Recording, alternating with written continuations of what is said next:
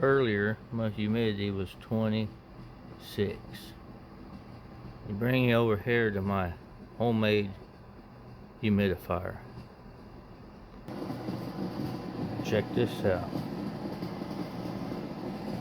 This is for water bath for your cans,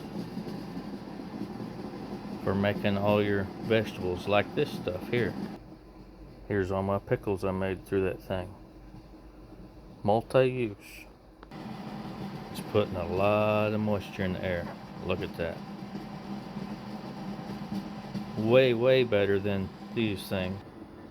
Way better than this humidifier. It actually sucks.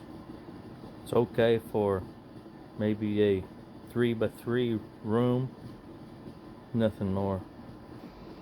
Then this thing here, yeah, it puts air out. Ain't worth a darn.